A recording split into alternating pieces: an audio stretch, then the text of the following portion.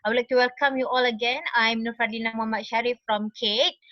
So today this is our fourth session on webinar series by CADe entitled Online Learning for All. Today we have our very young and vibrant Dr. Nadiya Akmal Baharum from the Faculty of Biotechnology and Biomolecular Sciences. Please welcome her. Hi Okay, everyone, Doctor. Assalamualaikum. Waalaikumsalam Waalaikumsalam. warahmatullahi. Nice to see many of you all around. Okay, kita dengar suara Prof Amin as well. A bit of quick housekeeping. May I ask everybody to please put yourself on mute unless you want to ask question. You are welcome to just interrupt us anytime, Dr. Yaya, and I will facilitate the question and answering. Dr. Yaya would be able to answer any questions that you wanted to post out. If you are more comfortable to write in the chat, you are encouraged as well. But to make it more engaging and lively and feel like we have other humans on the line airing with us, so please just voice out. Okay, the title of our session today is Publishing Your Own Video as an Easy Guide for Beginners. So without further ado, please Dr. Yaya, take the sharing function now. All right, so thank you so much, Dr. Fad. So let me share my screen now first. So can everyone see the screen? Yes. Yep. All right, okay. Yes. Right, let me get this up first. Should we mute now? Yes, please. But then if you want to ask question, just unmute your audio, then you can ask and interrupt me anytime. Okay, Assalamualaikum warahmatullahi wabarakatuh. A very good afternoon. Let me Waalaikumsalam. Okay, if you hear her, please put your hands on the screen and wave. Okay, nice to know, nice to know. Thank you. Okay. So my name is Nadiya Akmal binti Baharum from the Department of Cell and Molecular Biology, Faculty of Biotech and Biomolecular Sciences, University Putra, Malaysia. A very good afternoon. Assalamualaikum everyone. It's good to see everybody here. Let me get this quick first. I am trying to get everyone's faces on the screen. Okay, all right. Okay, I think it's been 2 weeks since we started our PKP. It's a blessing of disguise to many of us. For me, I've been in the kitchen more frequent than ever. I think for the head of the household, they now know how to differentiate between what halia, lengkuas. And for the past 2 weeks, I think we have been utilizing our time to improve our knowledge on online learning. Not only for PKP, but we can use this knowledge also for the future if we want to embark in this e-learning activities. So inshallah, in line with this motivation, today I would like to share a little bit on one of the e-learning activities that you can do on your own by yourself, which is to publish your own video. And this should be a very easy guide for beginners, since I think most of us might not know, or maybe some of you already know, but then let's make this session a sharing session. Let's share your knowledge as well as the experience that you maybe had done in the past on how you publish your own video, and let's share this with the rest of the members of this session. Okay, so to start, we will first look into the different types of e-learning activities. Then, inshallah, we will walk you through on the steps to publish your own video, first by planning and designing the video contents. Then you will learn how to develop your own teaching and learning video, as well as publishing your own video. Then how to make use or utilize a tool that we call H5P for effective learning and effective teaching and learning videos. So inshallah, we will go through this one by one. So if you are streaming from your own smartphone, and if you have your own laptop with you, you may also switch on your own laptop, then maybe we can do this hands-on. All right. Okay. First, let's see what are the different types of e-learning activities. So if we talk about e-learning activities, most of us might think of a learning that happens in real time. And that is called synchronous learning activities. And in synchronous learning activities, the students and also the instructor will interact in a specific virtual place through a specific online medium at a specific time. And this is what we are doing right now. For example, we are doing video conferencing, teleconferencing, live chatting, or live streaming lectures. And we can do this using different apps. Like now we are using Zoom. And there are also other different apps like WebEx, Google Meet, Big Blue Button, if you are familiar with Big Blue Button. And those are all video conferencing apps. But then let's not forget, we also have another option of conducting e-learning activities, what we call as asynchronous e-learning activities. And in these asynchronous learning activities, the learning occurs through online channels without real-time interaction. Meaning to say, the materials and the assignments can be completed within the given time frame. So you have your own lecture materials that you have prepared beforehand. Let's say even before the PKP or this movement control order started, then you want to make use of that learning materials, because all this while you have been presenting your own learning materials or lecture materials to the class face to face, but now you want to make use of that learning materials in asynchronous learning activities. You can do so by uploading them online, and you share to the students and you give them time frame to complete the given assignments. And not only that, you can do other things like streaming video content, which is the recorded video of your lecture. And this is what we are going to try to create today using your own lecture material. But then before you can embark on these different e-learning activities, let's us take a look on the advantages and also disadvantages of synchronous and asynchronous learning activities. For example, if you choose to do synchronous learning activities, it's like you are bringing your class online. So you will have your class very lively. You have engagement if you're in your class, just like what we're doing right now. The students can ask questions, they can interrupt you, they can get immediate feedbacks, and you will get dynamic learning process, and you can give clear instructions to your students. That are the advantages of synchronous learning activities. But then if you choose synchronous learning activities, you might also have to face disadvantages such as rigid schedule.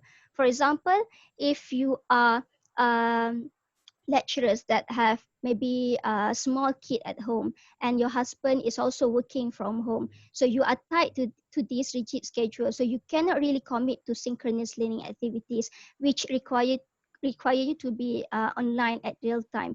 And you might also face technical difficulties. Not only you, but the students might also face technical difficulties. Why? Because we do not know where are they now, whether they are at their hometown, what is their internet connection speed. That could be all the technical difficulties that you might face during synchronous learning activities. For the asynchronous learning activities, for sure, the advantages would be it is flexible.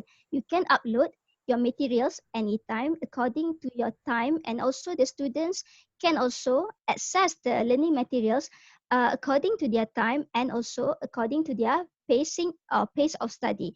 For example, you have uploaded a few different materials with different level of difficulty, then the students can take their own sweet time, of course, within the given frame time that you give to them to learn the new materials that you upload online. However, if you choose to do asynchronous learning activities, in contrast to synchronous learning activities, you might face with the risk of ineffectiveness of the video. Why? Because you do not have classroom engagement real time.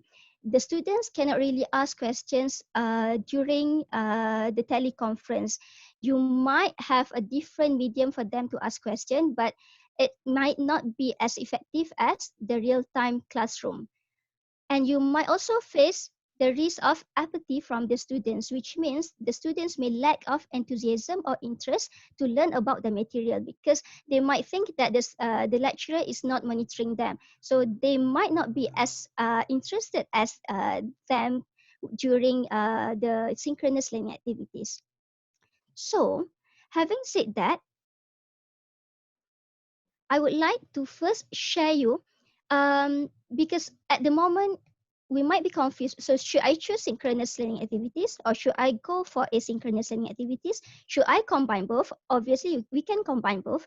So before we can really decide on which e-learning activities that are suitable not only for us but only for the students, I would like to suggest why don't we do a quick survey first on the students, especially during this period of PKP. Um, I have conducted a survey on my students from the Department of Cell and Molecular Biology, Faculty of Biotechnology and Biomolecular Sciences. So I would like to take this opportunity to learn or to share these results of the survey on their readiness for e-learning during movement control order. This was conducted last week because during that time we have not received any official announcement from UPM yet whether or not we are going to have e-learning activities during this PKP. So we just prepared in case we have to give e-learning activities or conduct e-learning activities during MCO. So we have 126 respondents, and these data are taken from all the, maybe not all, but majority of the undergrads and postgrads of my department, our Department of Cell and Molecular Biology, Faculty of Biotech. So as you can see, majority of them now, currently, they are at their hometown. Since the PKP started, they have already gone back to their hometown. So having said that, we further ask what is their current sources of internet connection. And it is understood, it is expected since they are most of them are now at home, majority of them are using mobile data. And a number of them, 46.8%, they use fiber optics, and the rest, they use hotspot, ultra hotspot. They are staying at UPM residence, and some of them, 3.2%, they use digital subscriber line.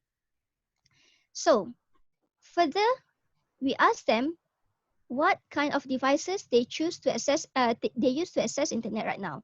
So majority of them use laptop and smartphone. This information is very important because we need to know this before we design the appropriate and the suitable learning e-learning activities for them to suit their current situation and their internet connection, as well as their knowledge in using computer. We also ask them a few more questions on their competency of using computers, how comfortable they are at downloading new software, installing new software. But then this data is not shared here. I just share a few more questions on, we ask them what is their specific problem that they face with their internet access.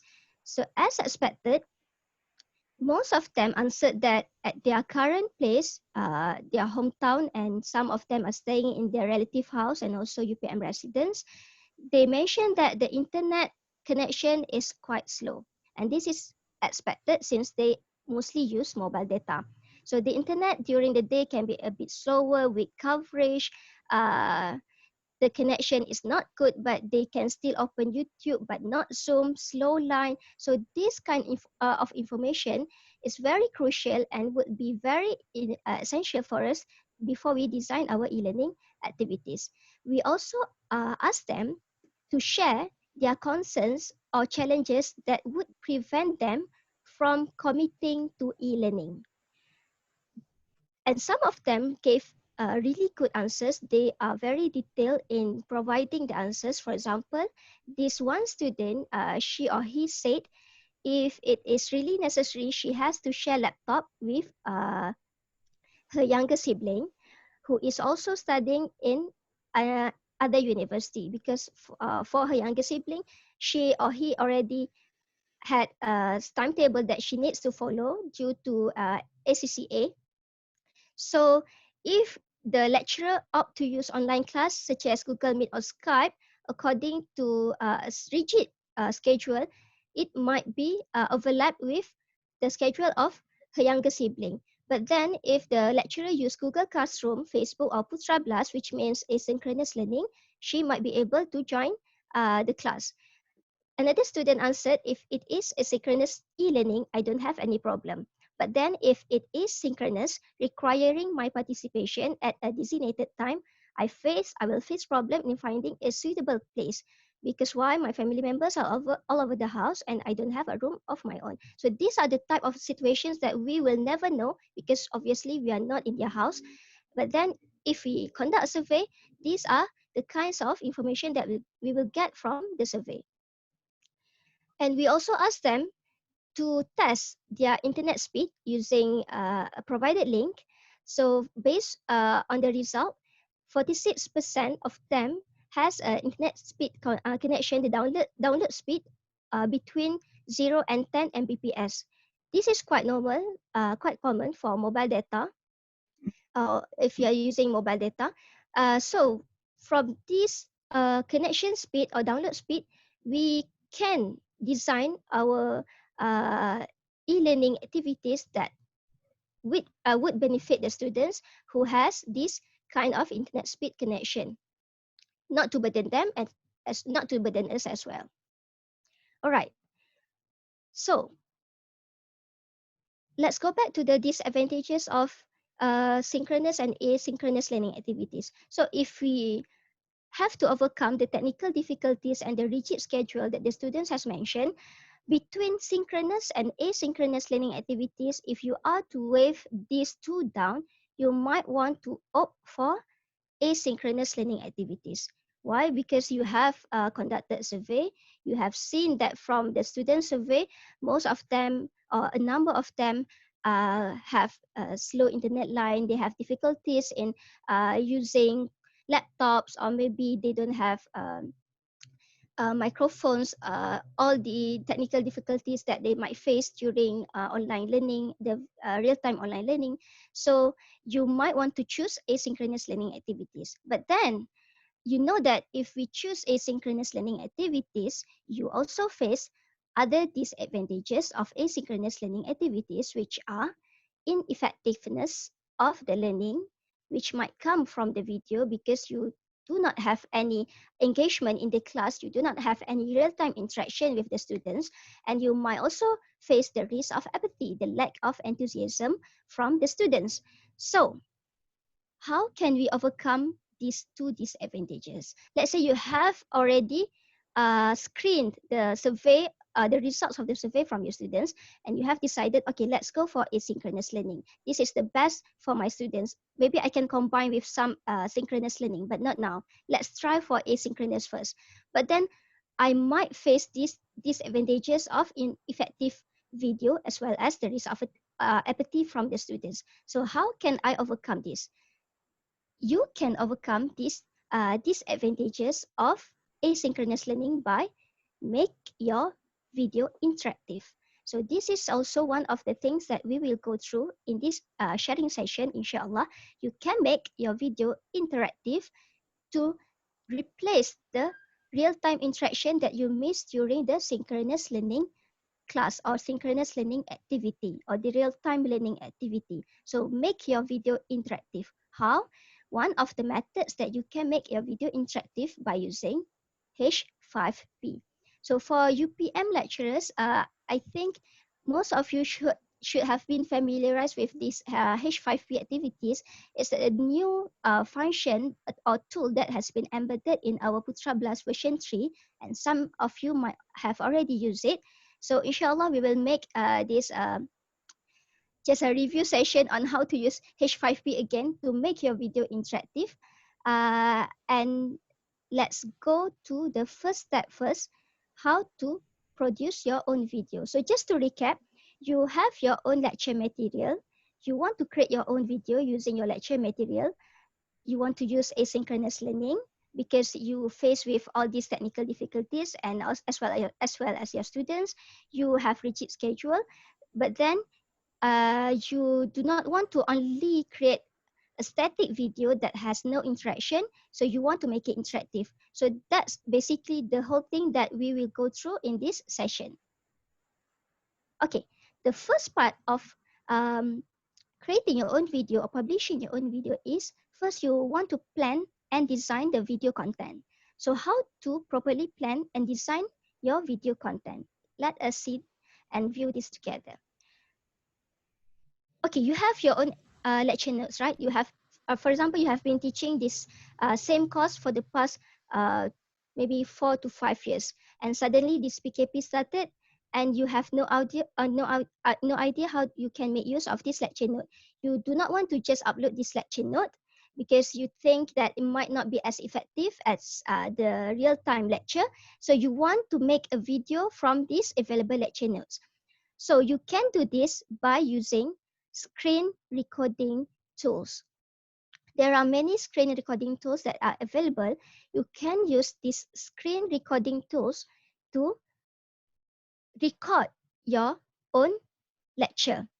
For example, maybe previously, if you want to get some additional material from YouTube, or you want to give some additional material to your students, you ask them to go to YouTube and search for certain video.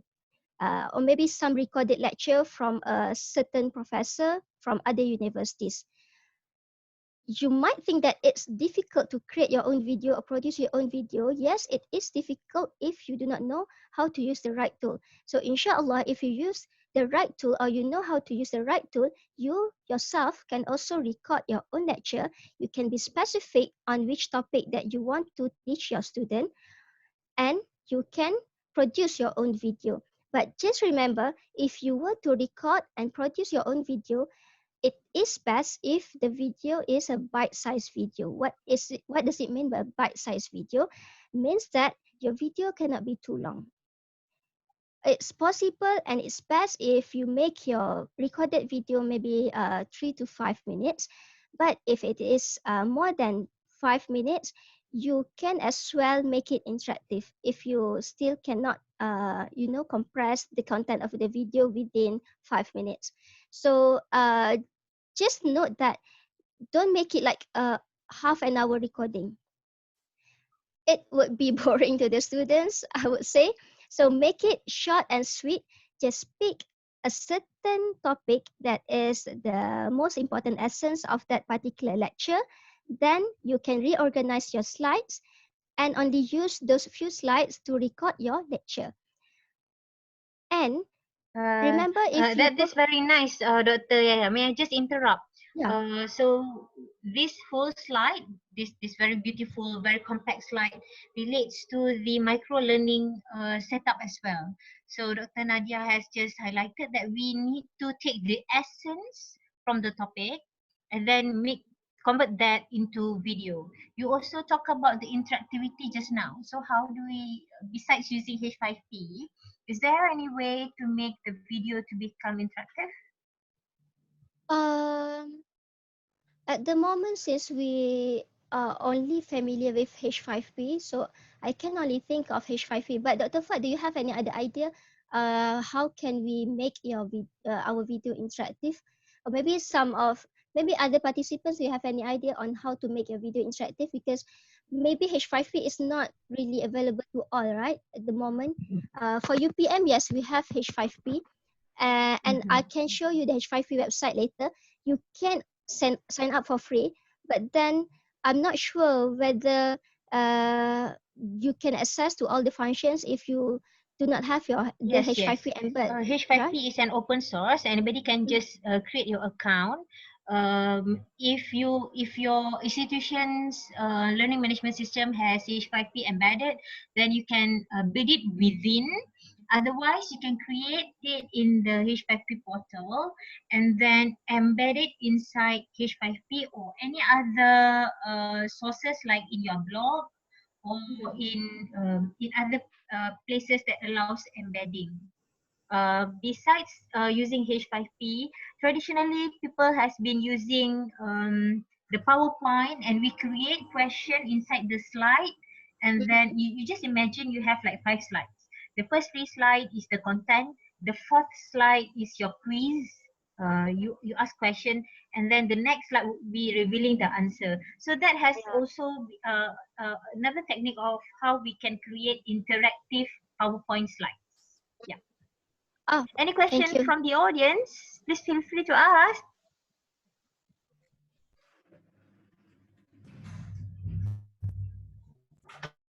Anyone? Or maybe later? Maybe you can proceed, Dr. Yaya. Okay, all right, sure. Okay, let's proceed. So, one more thing to complement the absence of yourself and also the students during synchronous learning, because you know during synchronous learning it happens real time, so you can hear the voice of the lecturer, you can see the faces of the lecturer, and maybe some of the students they use webcam, so you can see the faces of the students. So it is advisable to complement the absence of the voice of the students and also the instructor. You have, or you are advisable to use your own voice and also to use your face during the recording. So that would make up for the online presence. So using these four things, make use of your available lecture notes using screen recording tools and making bite-sized video with your voice and also your face as the instructor. You have already completely planned and designed your video content. Making bite-sized video with your voice and also your face as the instructor, you have already completely planned and designed your video content. Uh, is it echo? Okay, let's move. Let's move forward to the second part. Now that you have carefully designed and planned your content of the video, now we are moving forward into how to develop your own teaching and learning video. Just like what I mentioned previously, we can use screen recording tools such as Screencast-O-Matic, PowerPoint recording, QuickTime, Camtasia, Loom, and so many other screen recording apps. You can also edit your video, and this is specifically more to producing animated video. You can use tools like VideoScribe, Powtoon, and VVideo. However, for the sake of this sharing session, we will only focus on one screen recording tool, which is Screencast-O-Matic, and we will be using a video editor with simple editing features. What does it mean by simple editing features? So let's say you have recorded your own lecture video, and you want to, let's say, trim some parts of the video, or you want to omit certain parts that you think are not appropriate, or you think that is not suitable, or maybe you want to combine a few short videos with some other graphics from other websites. So you can do this by using certain video editor that we will introduce in this sharing session. So let's see how you can use a screen recording tools. It's called Screencast-O-Matic, and how you can record your own lecture note. So if you have your other device with you, you might want to go through this together. You can access Screencast-O-Matic. Just Google Screencast-O-Matic.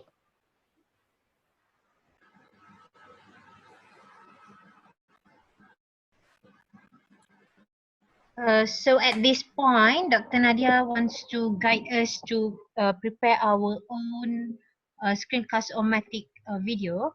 So how to do that is just minimize the screen and go to your Google and type in Screencast-O-Matic, and then you get it downloaded. Yeah? Is that your plan, Dr. Nadiya? Yeah, sure. So if you want to follow this through, you can follow Dr. Fadlina's suggestion. You can minimize your screen first and go to any browser. You can type or Google Screencast-O-Matic or screencast-o-matic.com. That is the website. Can you see my screen now?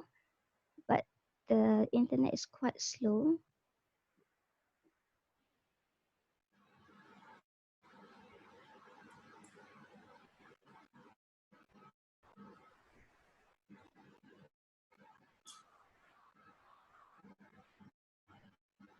Oh, otherwise you can, you have it downloaded, right, in your computer, Dr. I Yaya? think so. Screencast. I don't think so. Oh yeah, I know. This one is. This is only the recording. Okay, everyone, if you don't know how to minimize it, let's do this together. Press alternate and press tab. This will take you to the all tabs available. So just press once and then you will get to your desktop, and then you can open the Google Chrome, and then you can type screencast, CSCREEN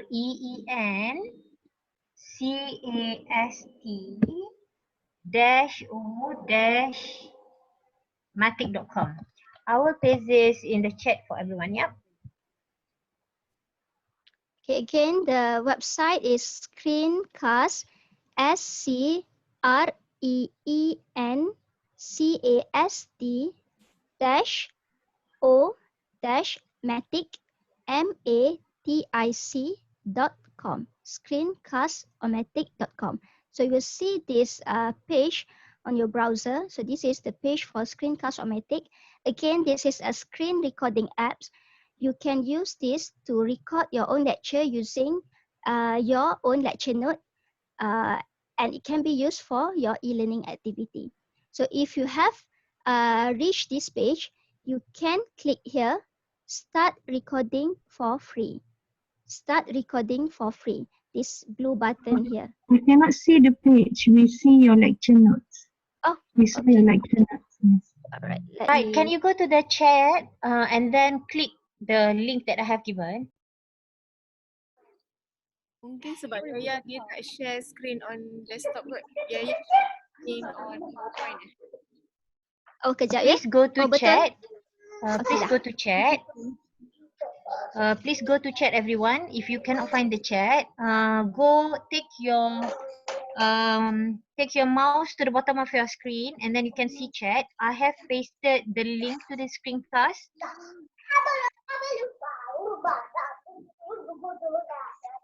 Can you see the screen now? Yes, Yaya boleh. All right. Okay. Thank you. All right. So if you have reached this page, the Screencast-O-Matic page, you can launch free recorder. Launch free recorder. You click here. If you are first timer, then you might have to go through a few extra steps. But just wait until this message pop up on your screen. Open screen recorder launcher. You click this. This is like Zoom actually. For Zoom, it's a video conferencing app.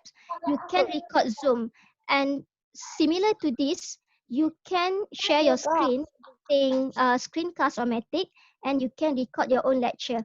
But for Screencast-O-Matic, you are only allowed to record for 15 minutes. So the maximum time for the free recorder is 15 minutes. Okay. Siapa suruh record sikit tu? Okay, so for Screencast-O-Matic, you can integrate your webcam. So you have three options. You can share the screen, you can share the webcam only, or you can share both. If you share both, you will record your face using the integrated webcam and also the screen of your desktop. Okay, so if you have opened the Screencast-O-Matic, make sure you see this dash line. This is the border of your recorded video later. So if, for example, you want to record this video, which is this PowerPoint slide, just regard this as your lecture note.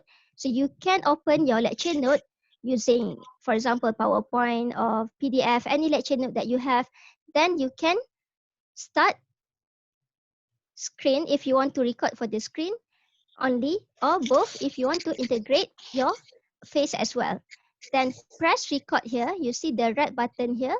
You can press record, and you will receive this 3, 2, 1 message. And once it said go, you can start recording. And if you see down here, the time is already running. So you can start talking just like assuming that you are talking to your students, you are presenting this lecture note to the class. So you can start like, Assalamualaikum, hi everyone. So today we will continue our lecture on publishing your own video, easy guide for beginners, tara tara tara tara. And you can track down your time here. Now it's 32 seconds. If you make a mistake, you can opt to stop and save your video first, or you may continue. If you continue, don't worry. Later, I can show you how to trim your video just to take a certain parts of your lecture and omit others. So let's There say, you should click share again. Are you oh, showing a video? let me get this first.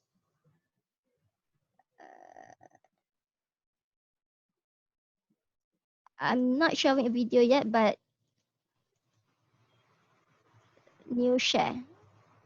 Yeah, go to Now new it's, share. yeah. Now it's the screen. This screen. Okay, nice. Yeah, this screen. Okay. So let's Okay. say you have. Maybe you can rewind a bit. So if I allow me to interrupt. Okay, everyone, what is happening now is that our dear Dr. Yaya is showing how to record using Screencast-O-Matic. So previously, she has highlighted that we are using Screencast-O-Matic. You can click the link to the Screencast-O-Matic as I have put in the chat. So now imagine, we assume that you have downloaded it, you have launched it. After you launch, if you notice on the screenshot here, can you see the dotted lines, red and white? Dotted line, red and white at Here. the top of the screen. At the top of the screen, you can see dotted line, red and white. Okay, Here. I will draw here, and everybody see. Maybe you want to know how I managed to draw this. If you want to do this, take your mouse to the top of your screen. Take your mouse to the top of the screen. You would see view options. Click view options. You would see annotate. Click annotate. Go to the top of your screen, you will see view options and you click annotate. So this is another example of making engaging engaging online lesson so everybody can annotate. Okay, we can have a better time to play around, but for now, please wipe out all those scribbles. The point is to tell you actually at the top of the screen, you can see these dotted lines, red and white, and you can see this blurry recording.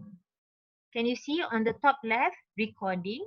So as well as at the bottom of the screen, you can see this blinking icon which says that the recording is preparing, as well as the pause button.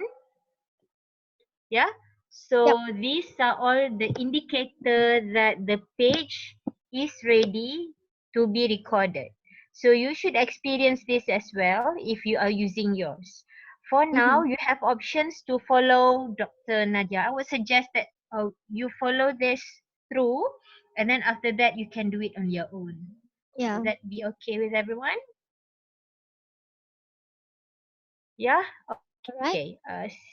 Take it back, Dr. Nadiya. Okay. All right. So you are seeing this screen, right? So let's say you have finished recording your lecture note and you want to stop the recording. So you can just press here and click done. So once you click done, you can click save and upload your video. It will render your video, and you cannot click edit video because this is only a free basic Screencast-O-Matic for you. So you can only save and upload your video. So once you click save, you can save your video in any folder that you choose. So let's say here you can choose your own folder, and I have chosen this folder. Lastly, click publish. So at this point, This tab will render your video as recording number 22 in the folder that you have assigned. Okay, so let's wait for the video to be published first. Can you see the screen? Yes, good. All right, okay. Meanwhile, maybe you can answer some questions. The first Yeah. question, the limit time for screen recording in screencast or Matic, is it 15 minutes? Yeah, 50 minutes for screencast. For the free version, yeah? Yeah, for the free Dr. version. Natasha. Right. So people has been responding to the annotation. So indirectly, you are learning how we can come up with interactive activities by using the web conference. Yes, yes, true. So Okay. So okay, the video is now ready, then. the video is ready. So you can, if you want to preview the video, you can click play. But then if you're done with the video, you can click done. All right. So this will bring you to another page, but let's not focus on that first. Let me show you my screen.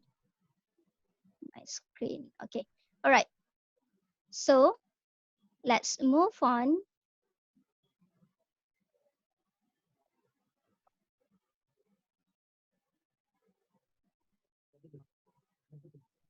Okay, now that you have, my kid is watching. Now that you have rendered the video and you have the video inside a certain folder that you have assigned to, it's now time to publish your own video. But before you can do that, just like I mentioned just now, we can first edit the video. So if you are using Windows, I'm not sure whether you are aware of this or not, but in Windows 7 and above, previously we used Movie Maker, a video editor installed in Windows. But if you are using Windows 7 and above, I think most of you should have this video editor installed in your laptop or PC. So you can just, maybe you want to try this on your own, just click or search for video editor. In my PC, in my laptop, I have this video editor app that comes with Windows. Can you see this? So this is my video editor apps in my laptop. So I just use this video editor to trim the video that I recorded just now. What does it mean by trim? If you want to omit certain parts of the video, you can do this. If you want to combine this video with other video that you record or any other graphic or any other pictures that you have, you can also do this. So how to edit your video? Let's start with a new video project. So I just click this new video project. So now your video project library is empty. So let's give a name to this. You can first add the video that you have recorded. Let's click add and go to the folder in which you have stored the video just now. For example, I want to use this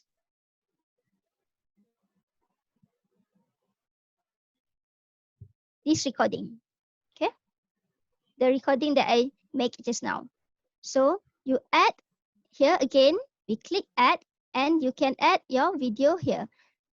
If you want to add some more video, click add again and find some other video that you want to add. Not only video, if you have any other pictures from any websites that you want to also add in the storyboard of your video, you can also save the picture and click add. Find the graphic that you want to add and open in this project library. So basically, this is the interface of a video editor. You might, or you can see this black screen, which will be the preview of your video, and you can see the storyboard here. So this storyboard will be the timeline of your video, and this is how you can edit and create your own video. For example, this is the video that I record just now. If I want to start editing this video, I have to drag this video to my storyboard, this storyboard.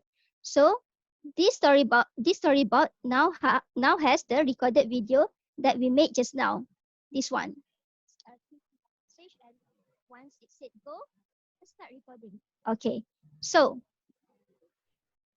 from this storyboard, you can click trim if you want to omit certain part of the video. You can use trim here, trim this. Yeah.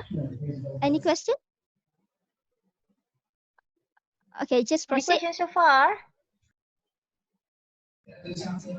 There are some questions in the chat. For example, Okay. can we pick the resolution for screen recording? Mm-hmm. Can we? Okay. The resolution, after you finish your video, only the video quality can be fixed for this video editor. But then if you're using some other video editing software like Clipchamp, I think Clipchamp, yeah, you can adjust the resolution if I'm not mistaken. But then for this video editor that comes with your Windows, the only thing that you can is this video quality, high, medium, and low. Yes, even if you have the installed version of Screencast, you can also choose which option you want for the video quality. What another question, yeah, from Dr. Yeah. Khadijah. Are you around, Dr. Khadijah? Yes, I Dr. am. Khadijah. Okay. Can you please just read your question? When we recording the screen, Mhm. can the voice appear also? The voice Can our recording. voice? Yeah, voice recording. Yeah. Meaning, looks like we are teaching using the screen. Yes, yeah, correct. So if you use screen recording apps, most of the time they will have your video audio recorded as well, because why you are using your own microphone, right? So before you can start using any screen recording apps, I would advise you to have your microphone ready with you so that you can record your own voice, as well as integrated webcam so that you can integrate your face as well. So that would make up for the online presence. So that's like teaching your students, but it is a recorded lecture and not a real-time lecture. Okay, but the thing is, all right, if we want to insert our voice letter, sometimes. Oh, okay. All right. So if you want to insert your voice letter, you can do this at this point when you edit your video. So here, not only you can put the video, if you click here, you can also add background music and also custom audio. Meaning to say you have to record your audio first, your voice first, then you can include or include your audio or your own recorded voice here in this audio track. So if you have any video editor, you can try this, but you have to record your audio first. There is also, since you already asked, there is also some other video editing that comes with Adobe Creative Cloud UPM that is called Spark. For Spark, the app is called Spark, SPARK. So for Spark, you can also record your audio or your voice while you edit the video. So just bear in mind that this video editor is not the only apps that you can use to edit your video. You can also use some other apps. I can show you some later. But if you wish to include your voice later, only after you have finished preparing a video, yes, it is also can be done by using this background music and custom audio. If you click on this background music, you can, sorry, not this one, the custom audio. So you can add the audio file, the one that you have recorded, and you can overlay it with the video that you have prepared. So yes, it can be done. Another question, yeah. Does this mean all the sounds from the computer or the in-computer audio is being recorded too, besides the microphone audio? You mean if the computer is playing some other video? Yes. Oh, good question. I have not tried that because usually I only recorded a static screen and use my own voice. Anyone has tried this? Maybe some of you can It is share. recordable. It is recordable as well. It is Yes, recordable for as my well. Okay, all right. Uh-huh. it will be If Okay. recorded. if you cannot, if you find that it's not there, if you have background music, so you can put it later, like the Mm-hmm. one that Dr. Yaya is showing. In our one of our previous sessions, by Dr. Radia, she presented about Loom. So Loom, Mm-hmm. Loom, is another nice software to Yep. create screencasts. So there are actually three options. If you download Screencast-O-Matic, and also or Loom or any other software, you can choose whether you want to have your the screencast recorded, or just the screen without you casting that. Mm-hmm. And another option is just audio. So Yeah. you can take any of the option. Yep. True. So you can also use Loom other than Screencast-O-Matic. And not only those two, there are also some other options. So if you are too overwhelmed with all the options, you can just pick one that you are most comfortable with, and you can just stick to one that you really know how to use it. Okay, don't worry. Okay, what else can you do with this video editor? So you can also add a title card. There is a function to add a title card here. What is the function of a title card? So let's say you want to split your recorded lectures into a few series, a few different recorded videos. So there is part 1, part 2, part 3. So you can add this title card, and okay, first you add title card. That is why this blue screen appears here. Then after that, you can add text. So if you click text, you can create the title of this particular recorded video. For example, this is CADe webinars part 1. Then if you just want to use this simple writing, you can. If you want to change, just pick any design that you love. For example, I'll go with this one. Looks lively. So I click done. Then before the video starts, if you click play, this title would show first, this one, then only your recorded video. So the way you want to arrange your recorded video depends on how you arrange them in this timeline here, the storyboard here. So again, not only you can trim your video, not only you can split your video into different parts, you can also add title card, you can also add 3D effects, and you can also determine the speed of your video. These few functions can also be explored if you use video editor. For Mac users, I was told that you have iMovie on Mac. So for Windows, you might have this video editor, and for Mac users, you have iMovie. Okay. So let's say everything is done, you are satisfied with your video, you have added a few different parts of the video. Then what you can do next is to click finish video. So once you click finish video, you can choose whether to render your video at high quality, medium, or low. So let's just go for medium first.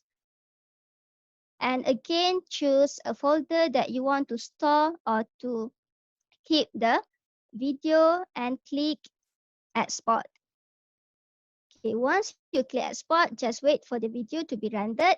Then after this, we can discuss, or we can talk about what can we do next. You can directly share this video to your students. You can publish this video on free video hosting websites, just for example, YouTube or Facebook. So what is the best thing to do next? So let's explore more on this later. So let's wait for this video to be exported first. Almost done. Okay, halfway done. It's raining here in Wansomaju. How about your places? Oh, mine is sizzling hot over here. How about you all? It's raining cats Mine and is dogs here. mendung je, tak hujan lagi. Oh, Subang Jaya. mendung je. Maybe only Wansomaju is raining cats and dogs. It's boiling here. Spoiling sah. All right, so almost done. Okay. Somebody put mendeng-mendeng manja. Okay, so automatically your video that you have already edited, created, trimmed, splitted, add subtitle cut, now it's ready to be viewed. So this is the video that you have done on your own using 3-2-1 message and using your own recorded lecture. So this is basically how you can create your own videos. Very for the first timer, it might not be that simple, but once you are familiar with the tools that you choose, inshallah, it can be done through practice. So don't worry too much. Just need to do some hands-on to make sure that you can create and produce your own video.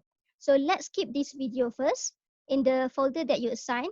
So let's go to the next part, which is publishing your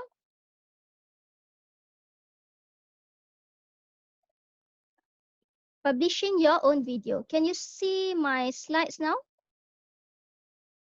Part 3? Yes. Okay, Yeah. all right. Okay. So let's just assume that you have already completed the planning stage. You have already created your own video. You have recorded your own lecture note. Now what's next? So in part 3, you have the option of first, you can publish your own video on free video hosting websites. Okay, why do you want to do this? If you wish to publish your own video on this free hosting website, most probably you want to do this first because you want to share this video not only with your students, but also with other public or other viewers from all other parts of the world. So this video is not only restricted to your students. That could be the one of the reasons that you want to publish your own video.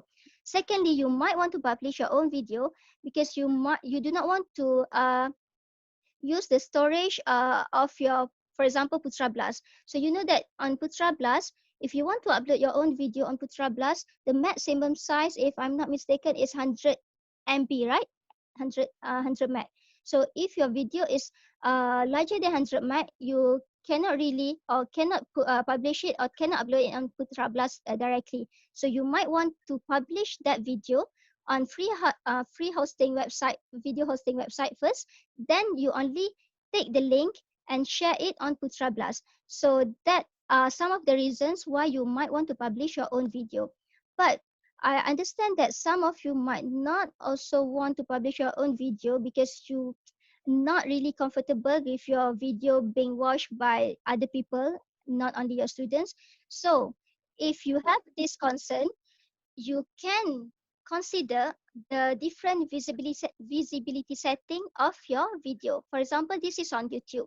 So on YouTube, we will go through this together as well when we try to upload and publish the video that we made just now. But for the visibility setting, let me just explain this first. On YouTube, you have the options of making your video first, making it public. Second, making it unlisted. And lastly, making it private. So what does it mean by public video, unlisted video, and private video? If you do not mind of uh, making a video public, it means that you do not mind of sharing your video with the whole world because it is a default setting which allows everyone to see the video that you post on YouTube. That is if you choose public video setting.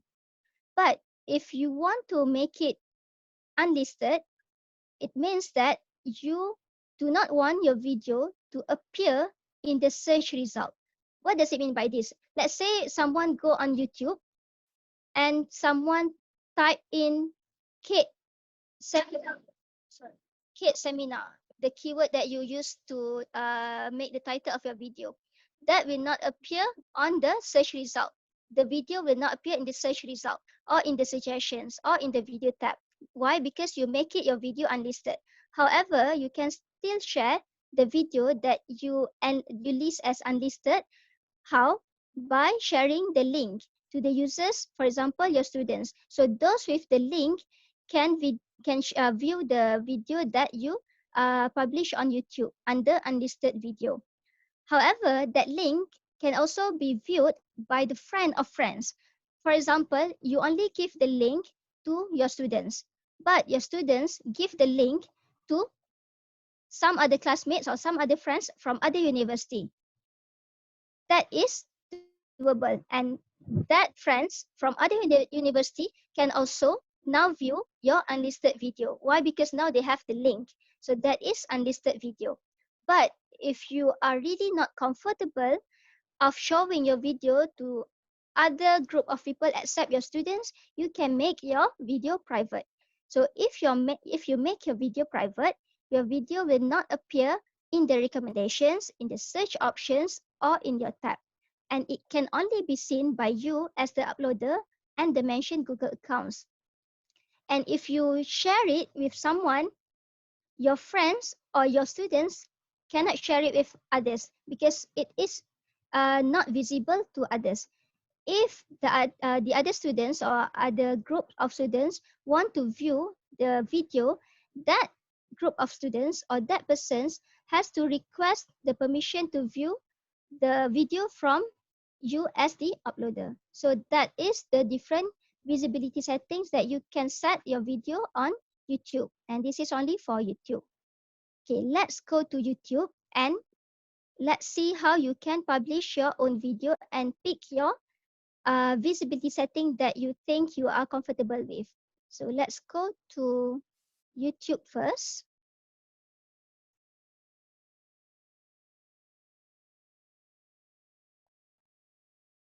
Okay.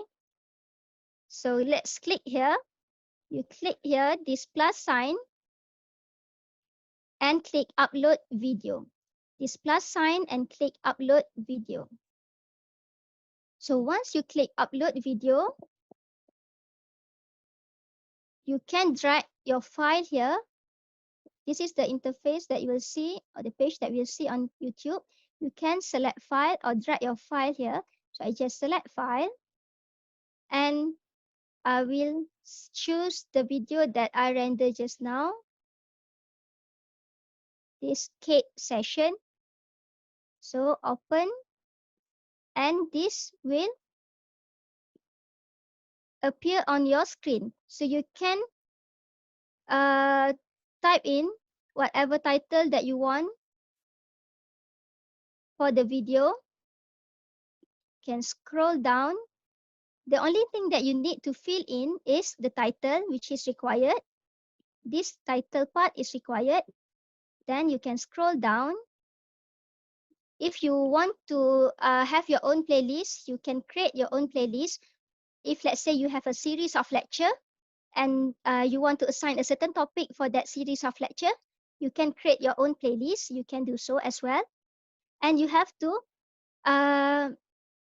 tick this one as well, whether it is made for kids, whether the video content is made for kids, or whether it is not made for kids. So just pick one, then click next. So once you click next, this part, nothing to change. You can click next. Okay, the third part is the visibility part. Remember, the private, the public, and also the unlisted video. This is when you want to decide whether you want to publish your video as public, where everyone can see your video, whether you want to make it unlisted, only anyone with the video link can see your video, or you want to make it private. Only you and the people that you choose can see your video. So again, you might want to ask yourself if you are comfortable of showing your video to the public, to all other people, regardless of your students to watch it, you can choose public. If you want to make it unlisted, you can choose unlisted. If you want to only specify certain groups of people to watch the video, you can click private. So let's say I click unlisted. Then you click save.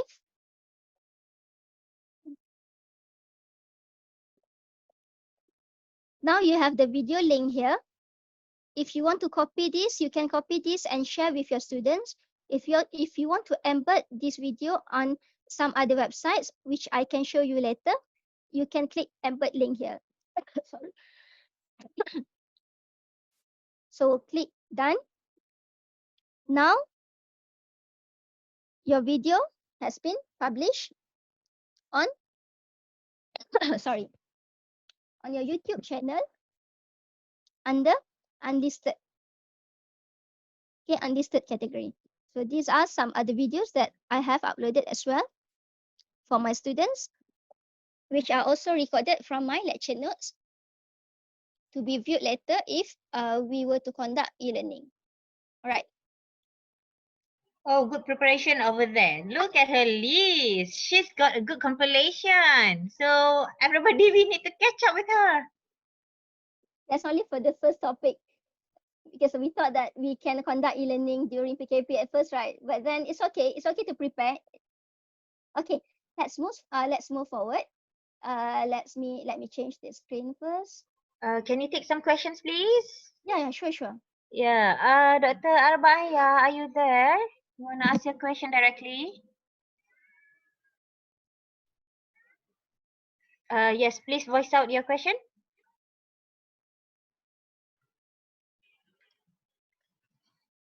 Dr. Arbaya, you can unmute your mic. Hi, regarding making the video private, can the one we invited to watch our video share it outside? I mean, they can share it with their friends. That's all.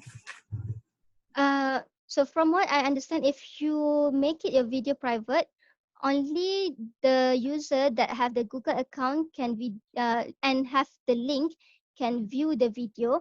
If they were to share the link to others that you do not assign, that will not be visible to those students or those people because it's a private video.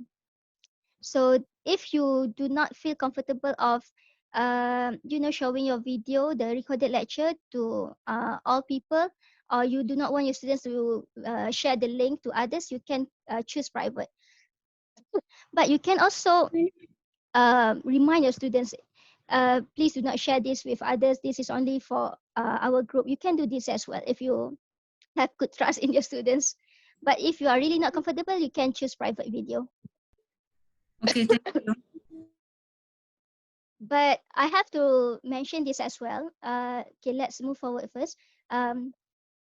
This is only to summarize the features of unlisted, private, and public videos, whether I can share the URL with friends, whether I can show this on YouTube platform, whether I can post this on my channel. So this is a good guideline on how to choose whether you want to publish your video as unlisted, private, or public. So you may want to look at this later. But I have to remind you as well that there is an issue if you publish your own video, even to if you give the link to your students only, if your students are not, I would say, not responsible. If let's say you have reminded your students, please do not share this with others, please do not record this video, but then there is always a probability that your students might record this without your permission. Why?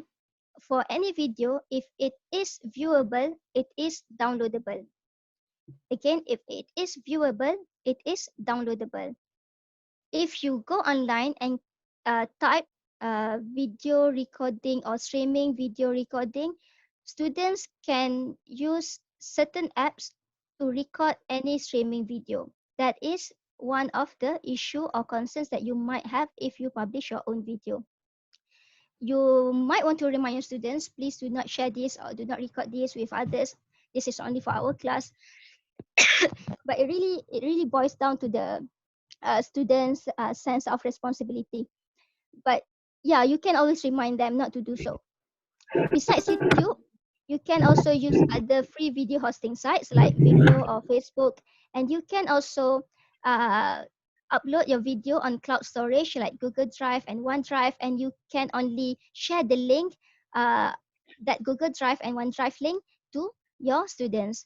This is only if you do not want to upload or publish your video on the free video hosting sites. So there are some other alternatives if you do not want to publish your own video on other free hosting sites. You can always upload or save them in your cloud storage and just share the link to your students. But again, if the video is viewable, it is downloadable. So I would suggest you to remind the students first. Just tell them that this is a recorded lecture of our topic. It's only for this class. Please do not record this, and yeah, any other reminders that you want to give to your students, because nowadays students are very savvy. So for students who have high level of download competency, they might know some other ways to download the video, even though you have reminded them not to do so. Just bear in mind that this might be the risk that you have to take when you publish your own video online. Okay. All right. So moving on. Now that you have your video published on YouTube or stored in your cloud storage or any other free video hosting sites, you might want to make it interactive, because you want to complement the synchronous learning that you have missed, the real-time interaction that you have missed. Just now, Dr. Fad has given a very good suggestion. You can put annotation on your slides while you are explaining to your students. While you are recording the video, you can put any annotations. You can mark and write some things on the slides. You can put on questions, and the next slide you put on the answers to the questions that you put. So besides those interactions, you can also use H5P to create your own interactive video using the video that you have already published. And there is also one other option. You can prepare a question set for the students to answer after they watch the recorded lecture. This is a method or a way to facilitate the learner's understanding on your published video as well as the content of the video. And this will allow the users or the learners to interact with the contents of the video that you have prepared. So if you are UPM staff, I'm not sure whether we have some other viewers from other institutions, but for UPM, we have this H5P embedded in our Putra Blast version 3. So let's go through this together, and I'm sure some of you might have already used this. So let's just treat this as a review session on how to use H5P to make your video interactive. Okay. All right, let's go to Putra Blast first. Okay, share screen, Putra Blast.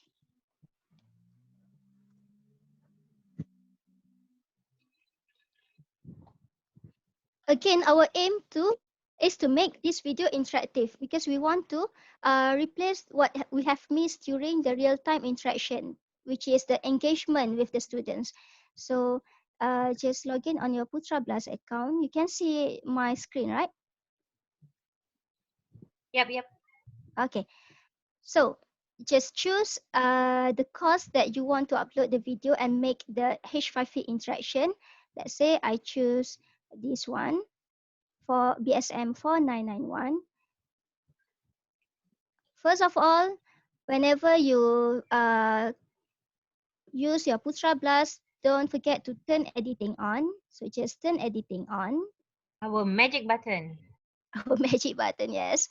Turn editing on. Without turning this on, you cannot create anything or edit anything. So first, buat tahu tu semua nanti boleh lah dia orang makan. Jangan buat cepat sangat lah tahu tu. Petang nanti. Okay. Alright. So Suara aku masuk. Alamak.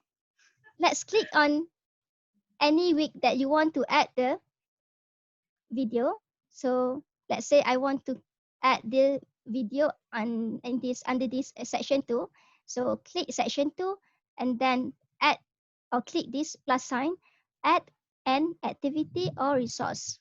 Remember, we will be using H5P to add interaction in our video. So you will see this list of activities. Let's scroll down until you find this H5P interactive content. H5P interactive content. Let's click this. Click add. Okay. Click add. Then you will see this screen. Okay. Again, from your recorded lecture, you can make you can make it interactive first by using interactive video. So let's go to interactive video first. If you scroll down here, you can see interactive video. So in this session, I will show you two things. First, you can make it interactive using interactive video under H5P, and you can also make a question set for the learners to understand or to answer questions that you prepare according to the content of your video. So you can do two things here, interactive video and question set. Let's go to interactive video first. You click interactive video. Wait for the video to load for a while. Okay, now you can put a title for your video. Then after you put in the title, see the plus sign here, the first step. So basically for interactive video, you have three steps. First, to upload the video or to embed the video. Second step is to add the interactions that you want. By saying interactions, what I mean by interaction is you want to add questions or extra informations throughout your video. So remember the video that you record just now, it's just a video with your voice and maybe your face explaining to the students on the topic. So there is no other interactions besides maybe some annotations that you make in the video. So what you want to do now is you want to the students to answer certain questions that might pop up on the video screen when they watch the video. So that's how we add the interactions here, the second step.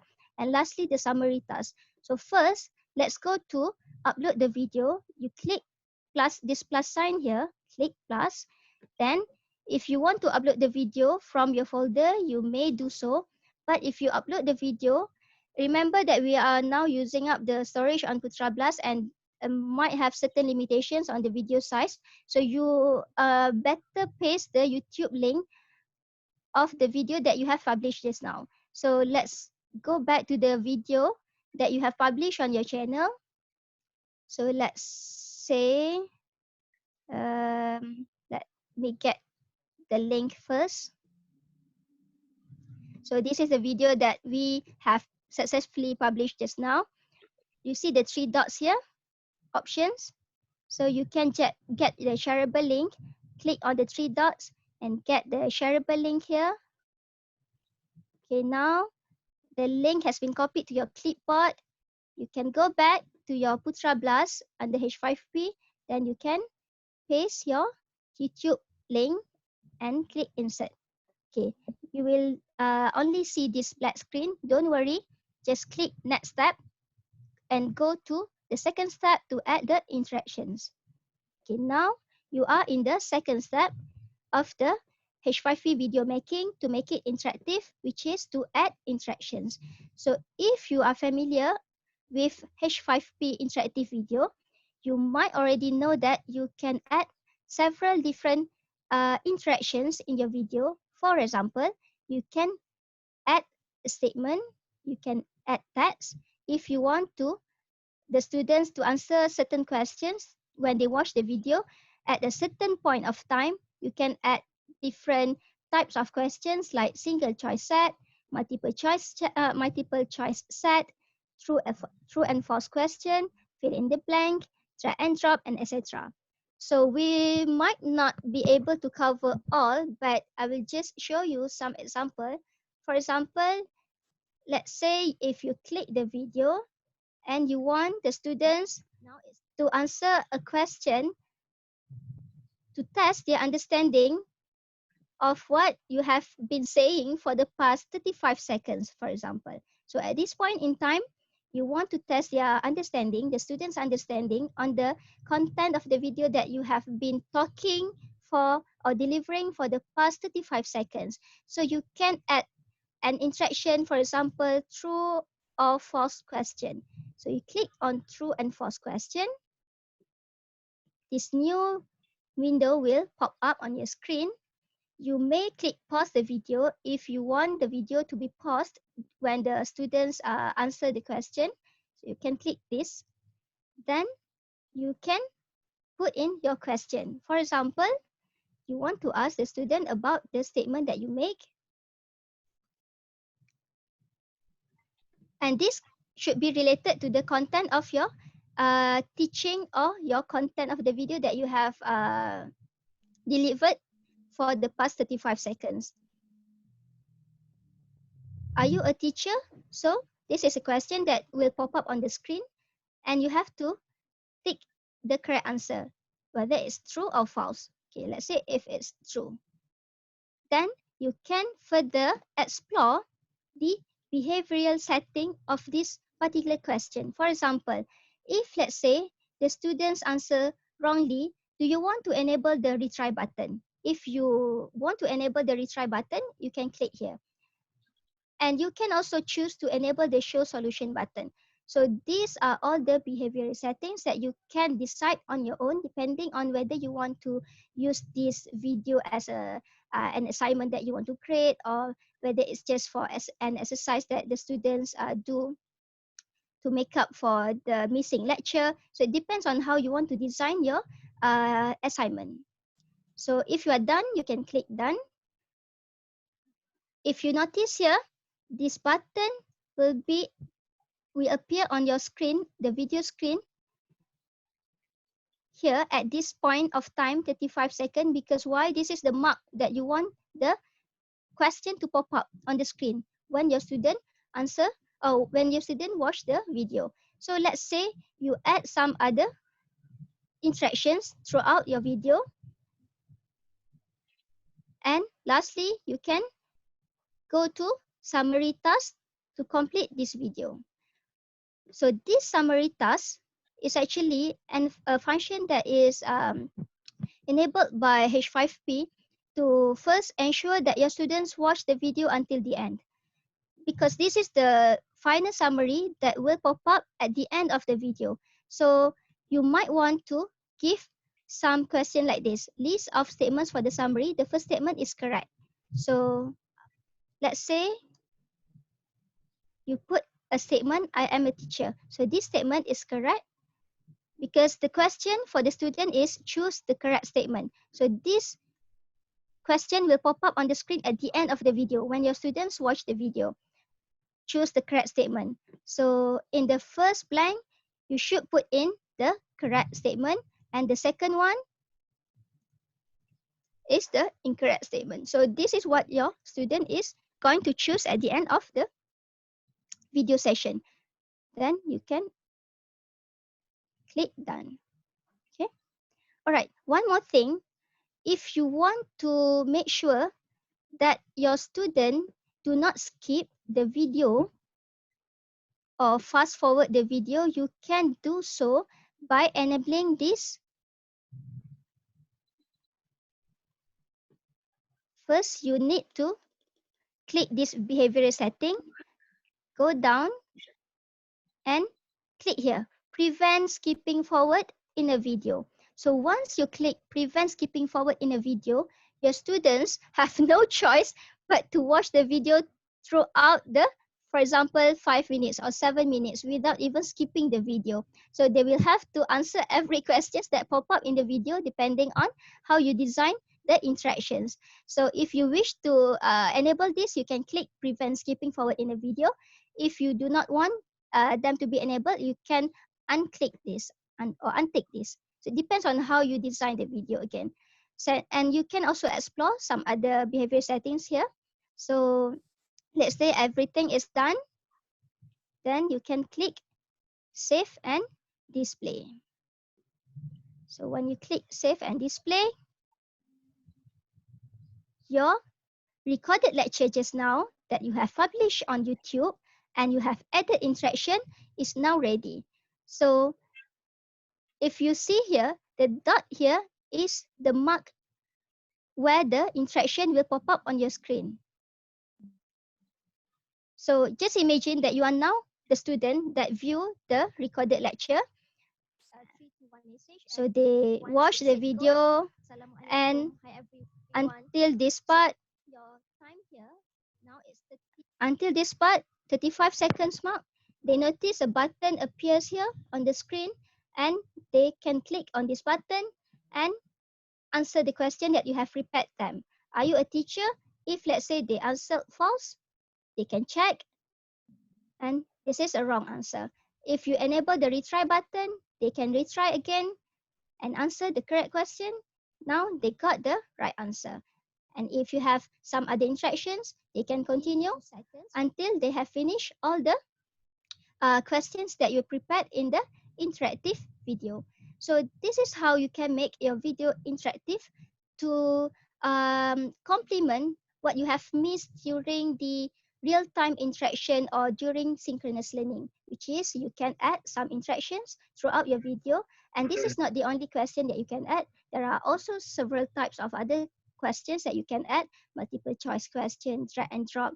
So those can be used depending on how you want to create your questions. Okay, this is the interactive video. We have a question before you proceed. If you can just Sure, answer sure. from Thorken Bukhat. Hello, can you ask your question, please? Mr. Thorken?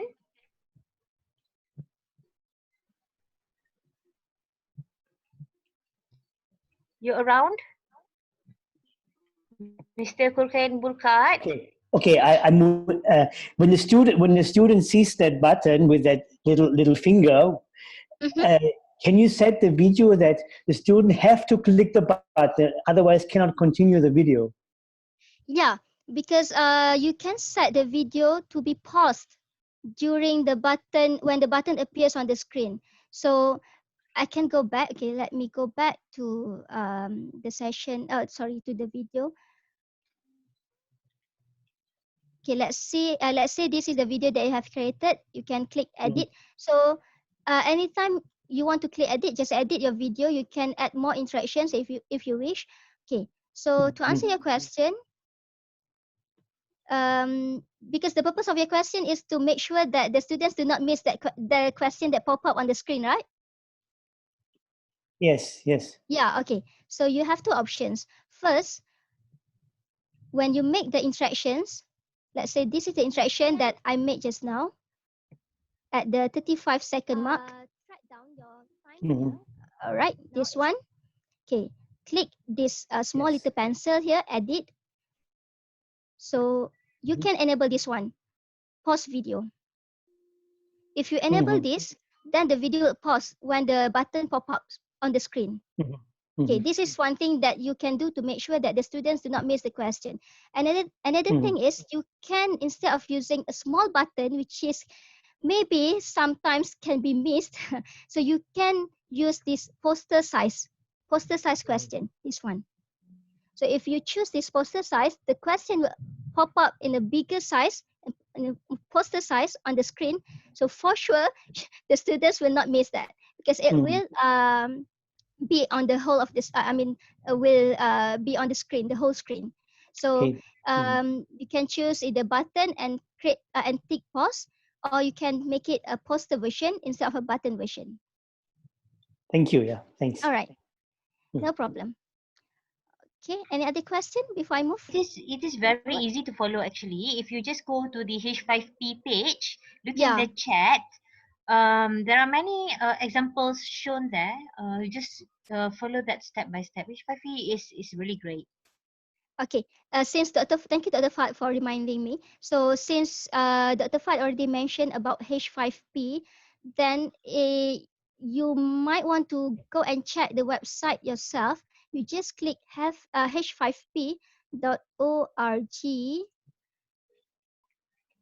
So this is the website for H5P. And just now, if you still recall, I said that there are about 43 activities that are provided by H5P.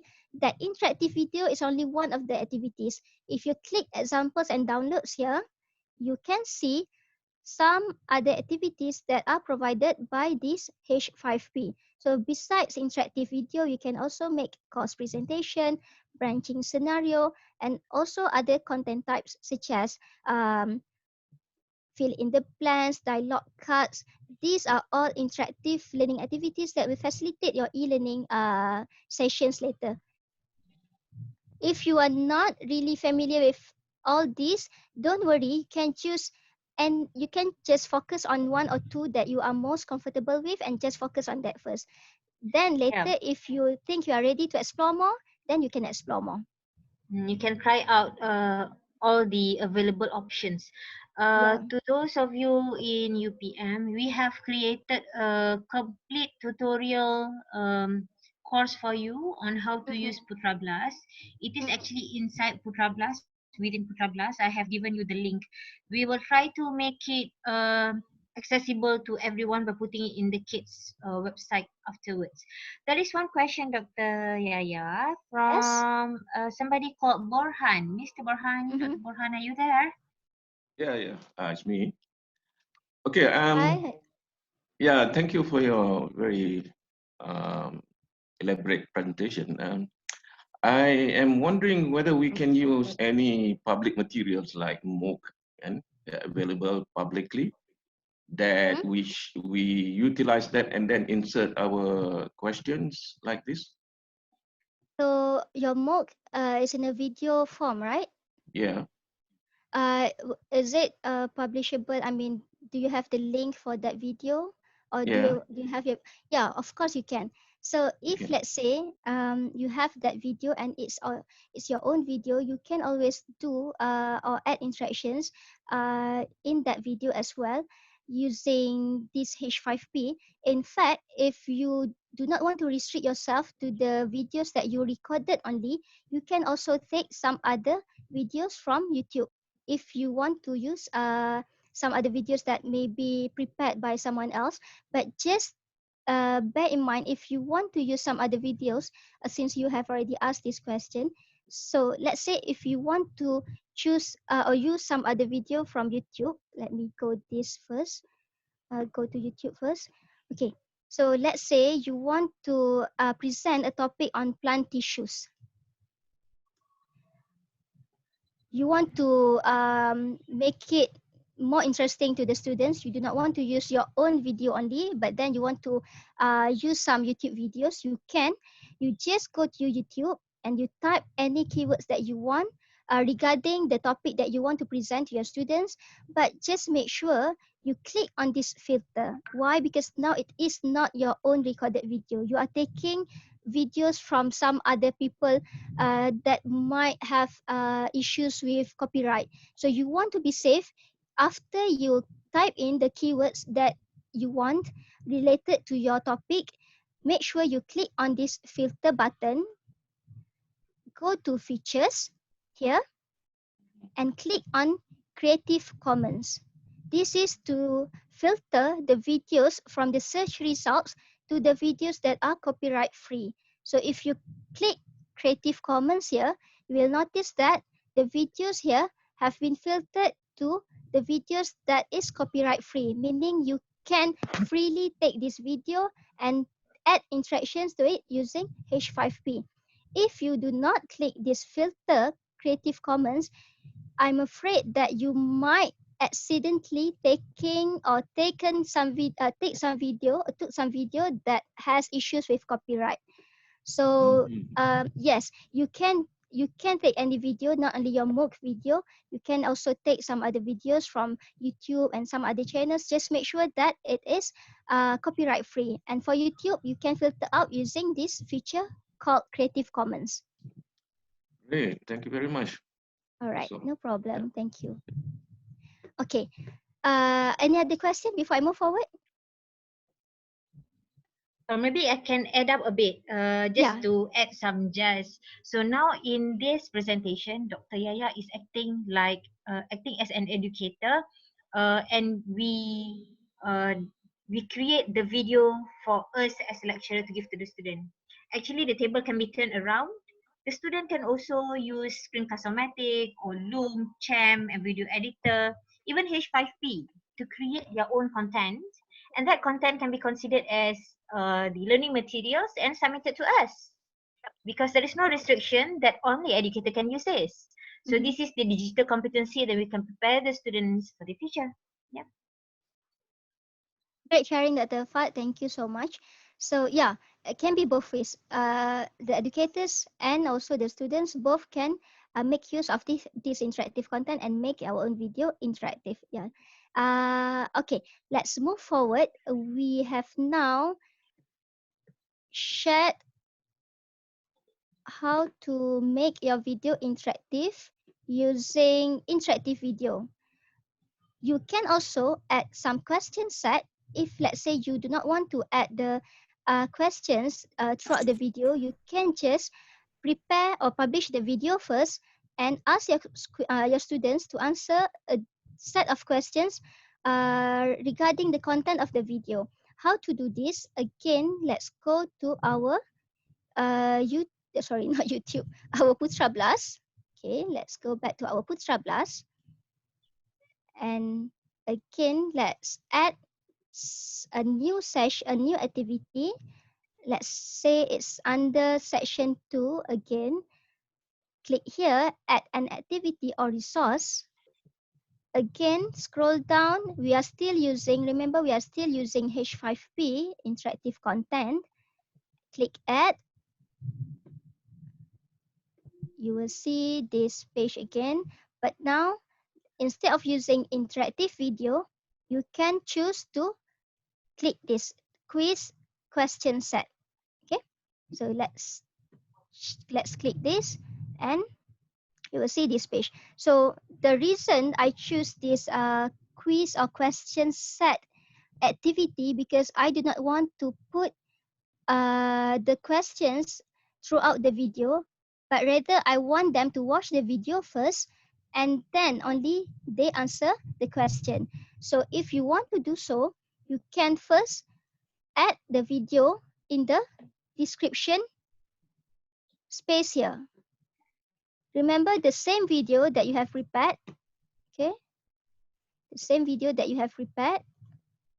You still have the link to your video.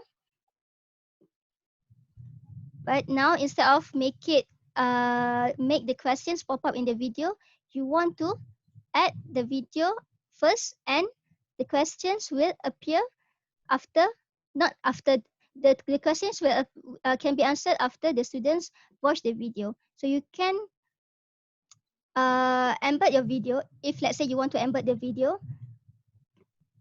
So let's say this is your video. You can get the embed code. Where is it, the embed code here? 3-to-1 message and It's in share. You can start. Share. You want to go to share? Oh yeah, this one. Copy embed code.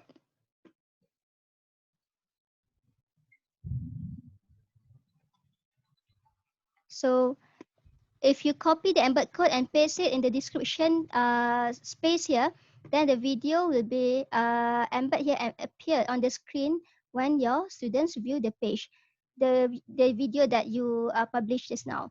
So just imagine that now you are the student, you have opened this Putra Blast page, you watch the video, and you are required, or the students are required to answer the questions after they watch the video. So you can add the question here, and you have so many choices of question types. For example, the first question would be multiple choice. So you can design these questions related, or these questions can be extracted from the content of your video. For example, the first question is multiple choice. So you can type the question.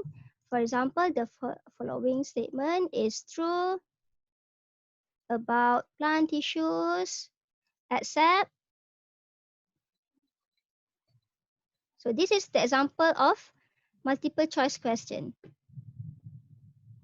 So you can put your answer here, just put simple answers here, and make sure you tick which one is the correct answer. Let's say this is the correct answer. So since this is multiple choice question, it's better to have at least 3 or 4 questions, 3 to 4 options for answers. Okay. Okay. Once you are done, you can continue on add question. Okay. Add question. So let's say for the second question, you want to do fill in the blank. So you can explore these different types of question types on H5P. For example, the second question is fill in the missing word. So plant tissues are important in, so this is the missing word.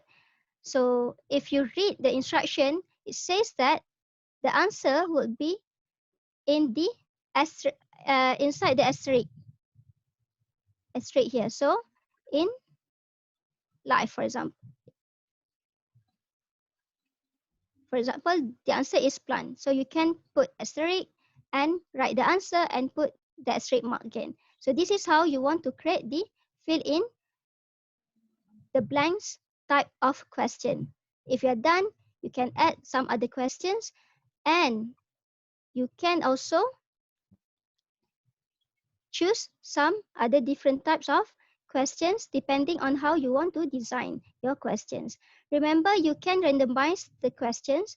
If you click randomize questions, then the students will not have any specific order. For example, student A might answer multiple choice question first, then the second question would be the fill in the blanks. But when his friend log on to Putra Blast, since it's randomized, that particular student B might answer different question first and then fill in the blank. So since it's randomized, it will be not in specific order.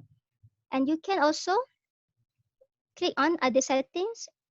For example, show retry, show solution, retry button. So it depends on how you want to design the question.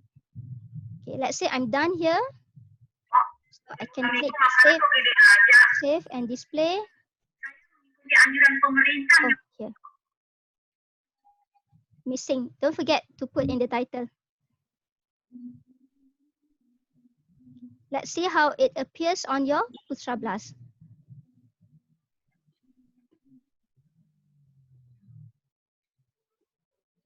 So here on your Putra Blast, the students have to watch this video first since it is embedded on the notification page.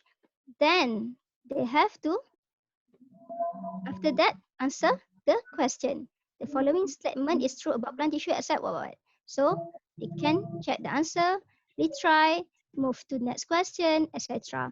So it depends on how many questions you want to design, what type of questions you want to design. So it really depends on how you want to design your e-learning activities. Okay, having said that, you might be wondering, how can I check whether my students already completed the assignment?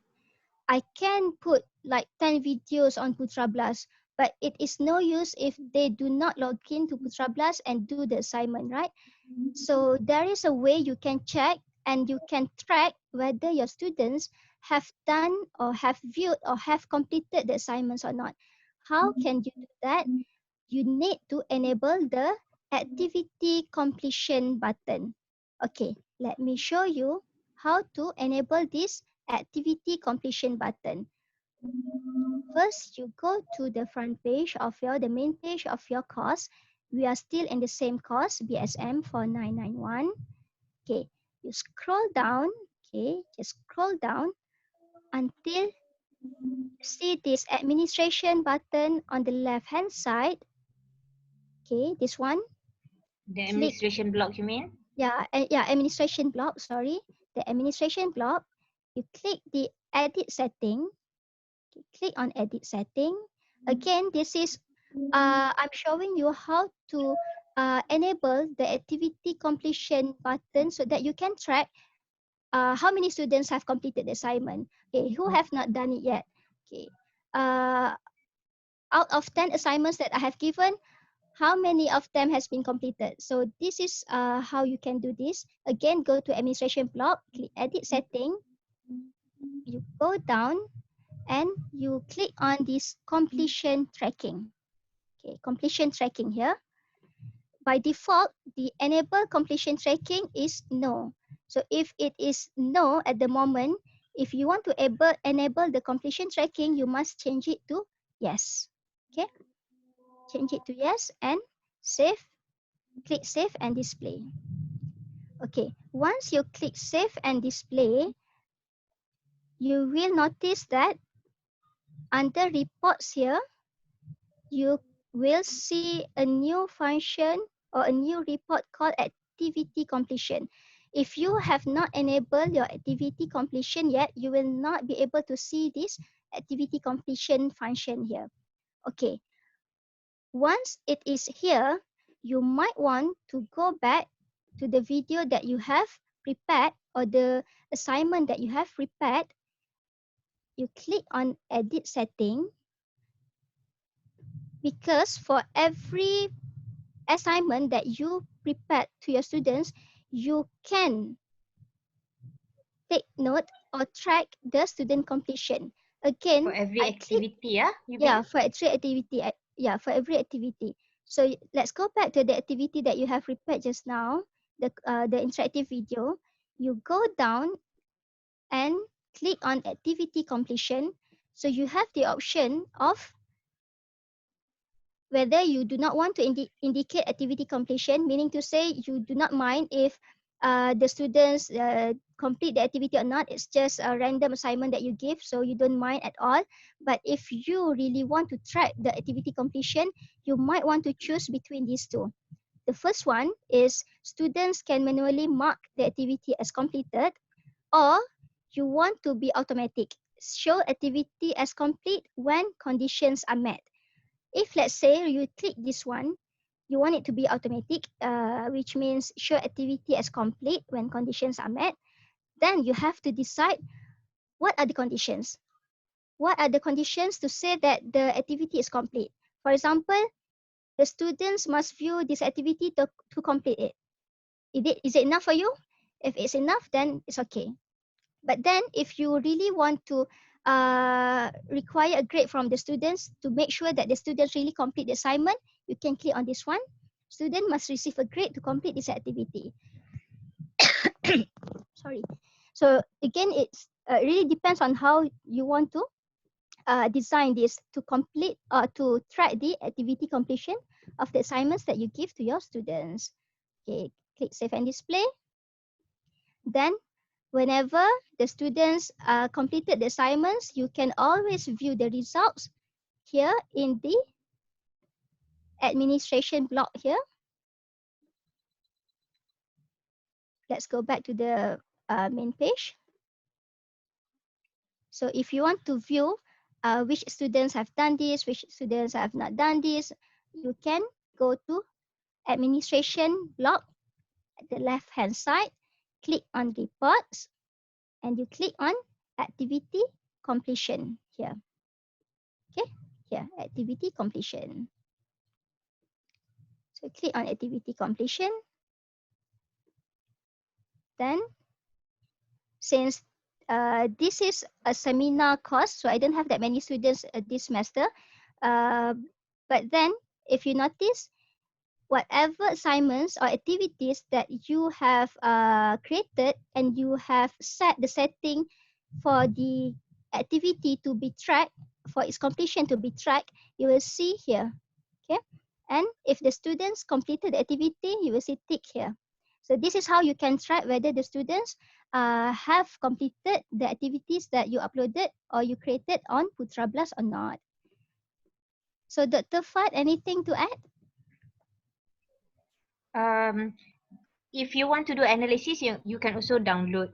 Previously, when I shared session on the completion tracking, people have been asking whether we can use this for attendance tracking as well as completion. So considering in case that we are going to proceed with online learning, and then we want to be able to monitor whether the students have completed and participated, we can download it in the Excel and then do processing inside the file. So you can click here if you want to download this and analyze it further. Thanks, Dr. Fad, for sharing. Okay, I think we have covered everything that I intended to cover and share this evening or this afternoon. So let us just summarize what we have covered so far.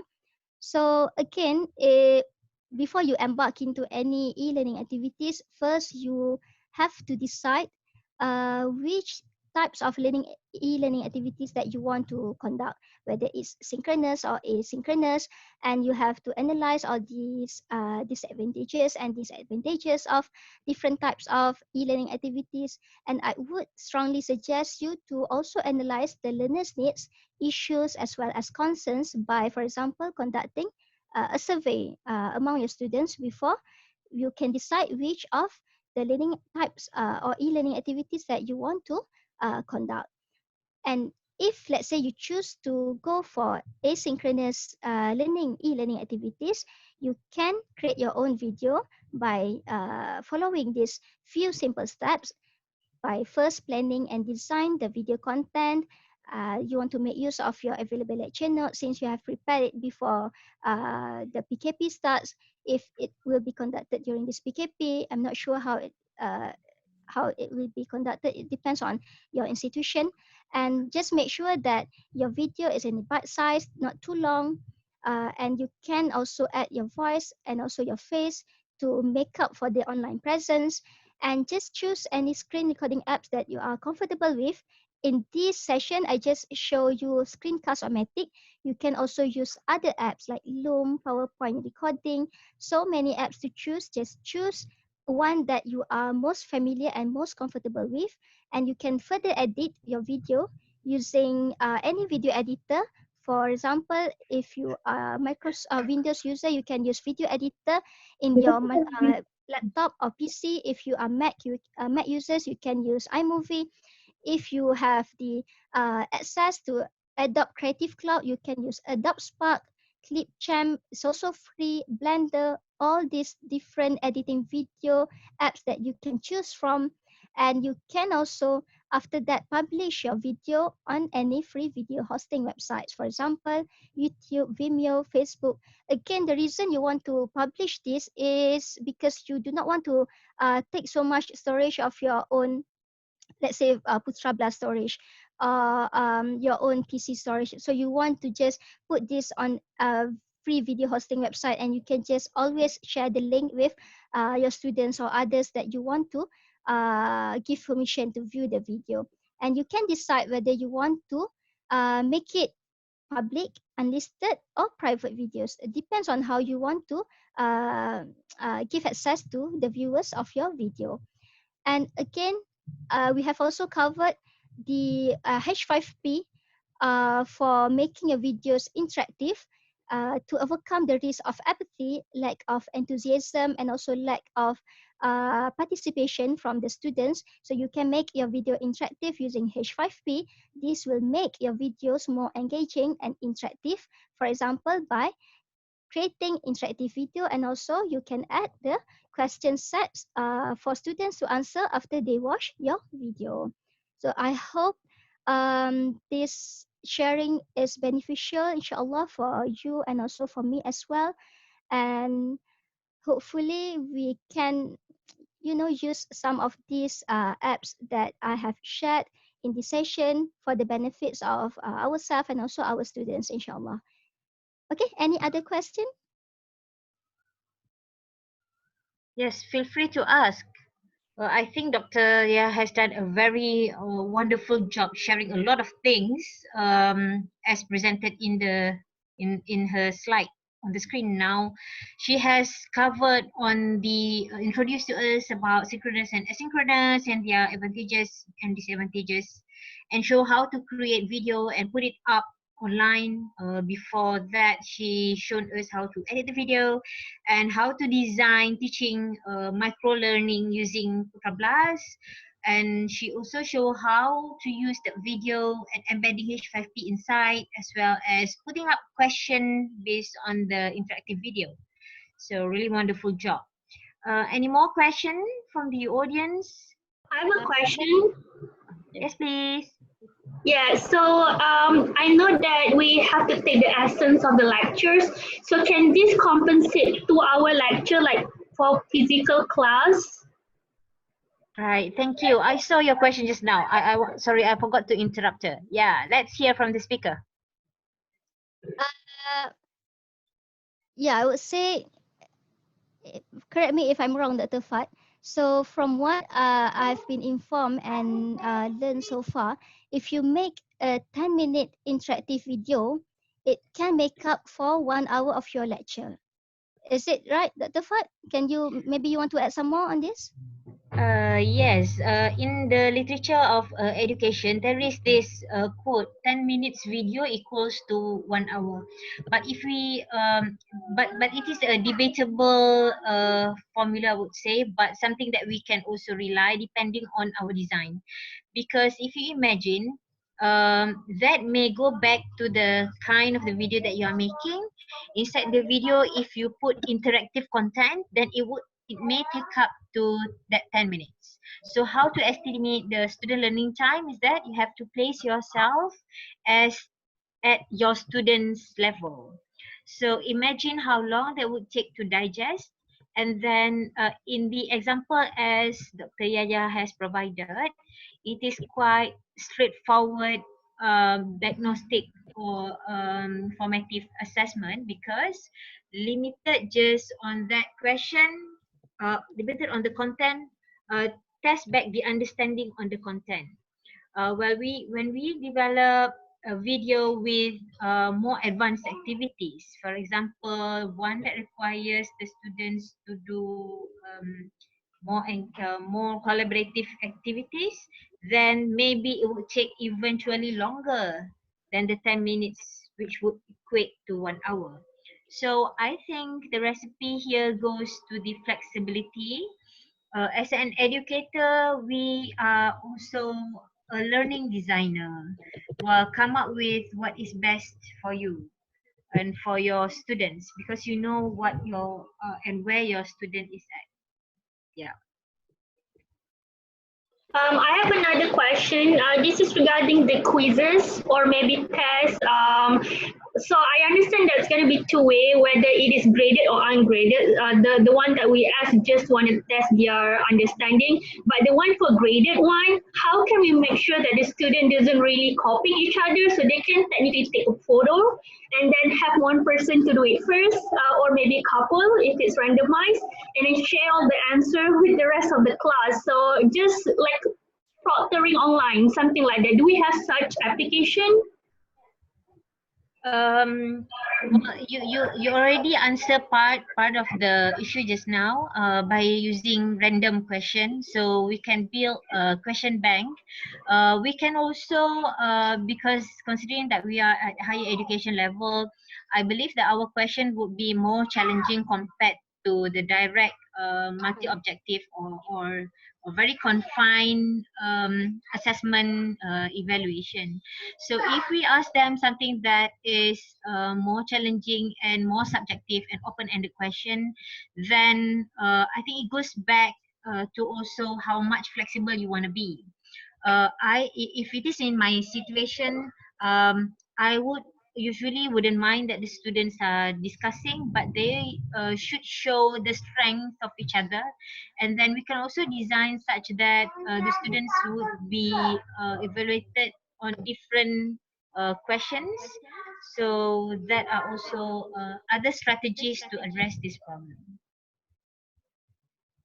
Does that answer your question, or any other comments? This is a sharing platform.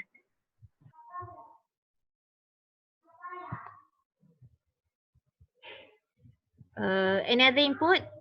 Prof. Muta, can you please respond to the question?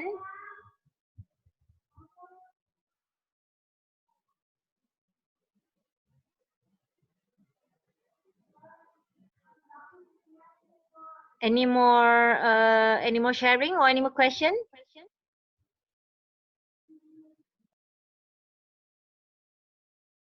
Hello, Khadijah here.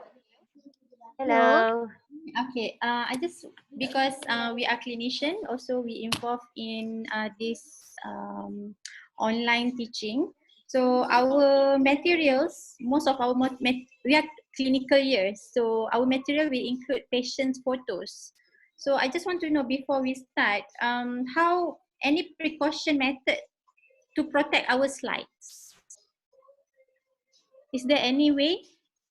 Because we worry if our patients' picture are circulate around, so it's not good if our patients see their pictures in the YouTube and so on. Or is there any way that we can limit the duration for our lectures, for example, only during that posting, or how is it? I want to know the how to protect our slide basically. You wanna answer to that, Dr. Yaya? Maybe Dr. Fad can answer first and I can add later lah. Okay. One option that we can do is to put that in the Google Drive, and then we can restrict access and make it private, similar to the setting like done in the video. So we can only allow students or people who access that to have credentials. For example, you can send privately to certain people, and they would have an access to that. In the Google Drive, there is function to not allow people to download. You can use that as well. And eventually, more important to emphasize on the human aspect as well. Remind the students that this is closed circulation, so they need to be sincere and commit to rules in the course. Yeah, I think Google Drive would be the best way, since if you choose to upload on YouTube but then you choose private, if let's say maybe one of the students decided to record the video, even though you only share the link to that particular students, but then that particular student record the video, then it could be circulated as well. So if Google Drive can restrict the download access, right, Dr. Fat? If it is, then Google Drive could be one of the methods that you can do to protect the privacy of your patients. Yes. Dr. Khadijah, you can search Google Drive download restriction. I'm looking for tutorial as well to paste here for you. Yeah. Okay. Any other question for now?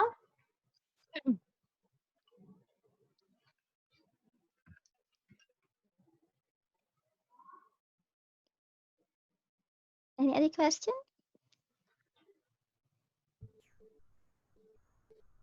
Okay. I'm putting up the link to restrict access in Drive. There. Dr. Khadijah, you can see that. Yeah. Dr. Fat, can I share the slides here in the chat session? Sure. No problem. She She already uploaded. You all cannot see that? Yeah, I think so. Okay. She already uploaded, so you can download. It will also be available in the kids website. Okay, right. I think I share it with Dr. Fat, but not with. Oh, you shared with me only. Oh, yeah, okay. Then you can share to all. Sorry, I didn't realize that it was just. All right. I just realized that I shared with you. Okay, now I shared with everybody. All right. So please feel free to make use of these slides. All the links or all the apps are here in these slides. So if you have any other question, just feel free to ask Dr. Fad, or you can ask myself as well, or any other members of maybe JKIP, Jabatan Kuasa Inovasi Pengajaran Pembelajaran, that can answer your questions. So don't worry, we are here to assist you as well as to assist ourselves. Yeah, as well as to learn on our own as well. Yeah. Dr. Yaya is one of our JKIP members. So this stands for the Committee on Innovation in Teaching and Learning. Each faculty in UPM has 2 representatives. Besides those who are active this year, there are at least 2 people from each 2 years. And I believe also in each faculty, there are mentors and ambassadors of CADe. So can just ask around. Can also email to cadlatihan@upm.edu.my if you have anything to feedback. If you want to ask question, you can also email me directly. I'm offering myself. So if there is nothing else from the audience, I would like to take this opportunity to thank again our beloved Dr. Yaya for a very fantastic job. You finally did it, and it is a very good session. So please clap for her together. Okay, thank you so everyone. Thank you so much We'll for be listening. around for our coming sessions. We have crafted a lot of sessions for you. Keep in touch. Thank you very much.